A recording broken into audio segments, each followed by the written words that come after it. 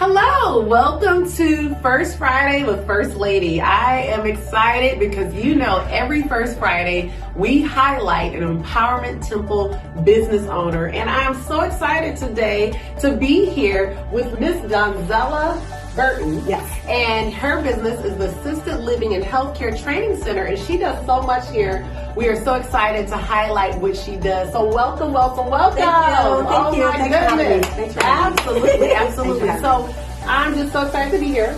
Can you tell us what you do here?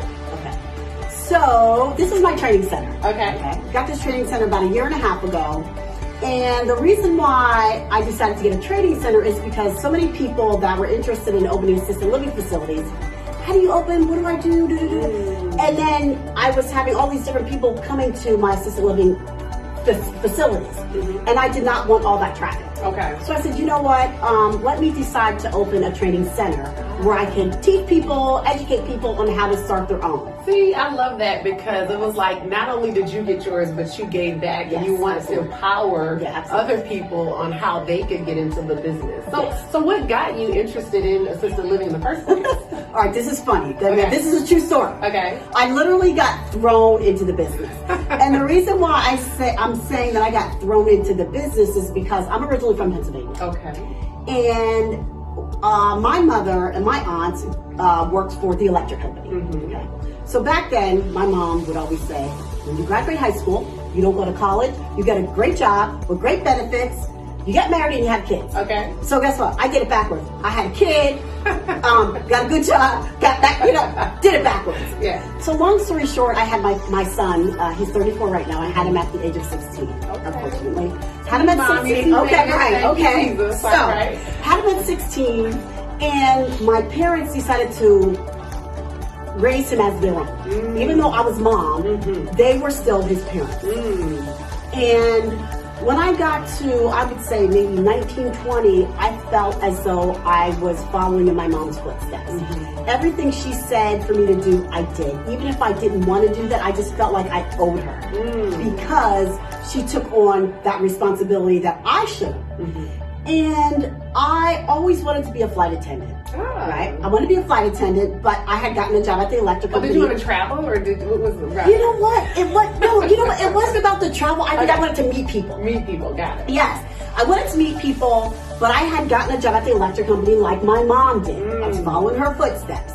I was there for 13 years. And I was looking on back there, it was Craigslist. So I saw an ad for BWI, but I'd never been to Baltimore before, ever.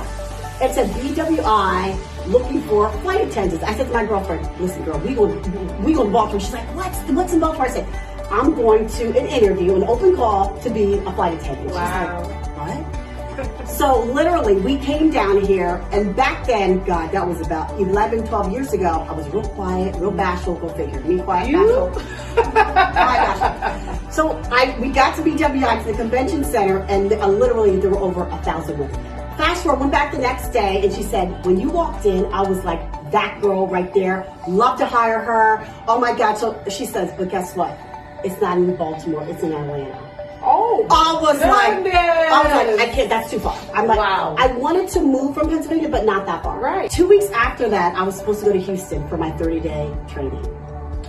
And a week before I was supposed to go, my mom says to me, how dare you? Like, how dare you leave your family? How dare you leave your son? So at that time, I was mom, right? And I was devastated. And I called the director and I said, I cannot take the job. Oh my God. And after I turned it down, I sat down for a while and I said, you know what, Donzella, if you continue to allow your mother to dictate your life, you're going to be very unhappy. And at that point, I said, you know what, I'm moving. 30, 60 days later, and I moved to Baltimore. Got a job with BGE, Gas and Electric, because that's all I knew. Right. Got a job, and I met an individual, and he says, hey, have you ever heard of assisted living? And I said, he said, will you take care of elderly people? At that time, this is the honest God's truth, I was a me, myself, and I person. Yeah. So at that time, I said, I don't know nothing about it. Right. I said, no, I'm going to take you over to a friend's house, and so on and so forth. So fast forward, went to her house, and big glamorous house, fancy cars. I'm like, you're like, okay, oh. listen, tell me about assisted living, right? So she told me about it, and I was just like, entirely too much. I can't do it. This is too much.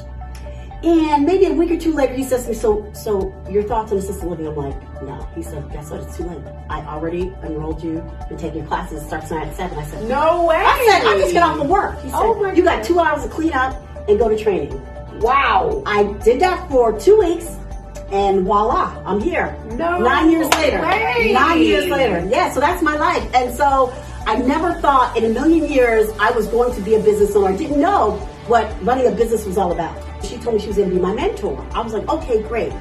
Once I got my license, I called her. I was so happy, and I said, oh my God, I got my license. And her words to me were, guess what? Your emergency is not mine. Figure out how this business works. Ooh. And I literally had to figure out how this business worked. But you know, a lot of times people know that you will be a threat. That's right. You know, I feel like that's the best way. A lot of times people want the glory, but they don't want the process. Absolutely. And when you have to do everything from the ground up, you know, that's what I tell people. There's nothing in my business I can't do. I've done it all. That's right. And that allows you to have a bigger picture perspective as you grow and you, the things you need. Yeah, and you appreciate it more. Like I appreciate my business so much because I've grown it. Yeah. And I think if I would have had that mentor, that person holding my hand, I probably either A, wouldn't be where I am today, or, you know, B, probably really wouldn't know how to run it effectively. And I feel like if that person would have helped you, they would have felt like you owed them something. And it's like, no, to God be the glory. Absolutely. Because me and Jesus worked it all the way out. So no, this is all me. Yeah. So what a fantastic story. You know, when you think about entrepreneurship and business ownership, a lot of times that leap of faith, walking blind, walking by faith and not by sight, which has gotten you here today. And one of the things I love the most is the give back. Yes. You know, so many times people make it and they are like, you looking from afar like, wow, I wish one day I could do that. Right. But you say, you know what? I'm going to show you. Absolutely. I'm going to hold your hand. I'm going to walk with you to show you how I got to where I am today. So being in business, right, has its challenges. So I want to know from you, what is the most challenging part of running assisted living in particular, and what is one of the best things about it? I would say that the most challenging part about running this business, I would not say the residents, I would not say the family, it's the staff. Oh, the staff. Staff is the hardest part. The reason why staff is the hardest part for me, I would say, is they count your money. You get a new client, am I getting a raise?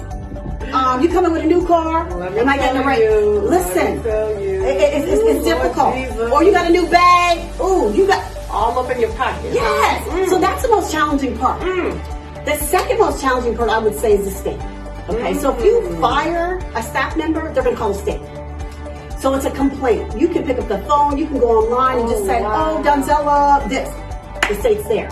Wow. True or false? They're there. It's like guilty before proven innocent type thing because they do immediate investigation. Yes. Not like. And the most rewarding part, I would say, about this business, the residents, I love them. They become mine.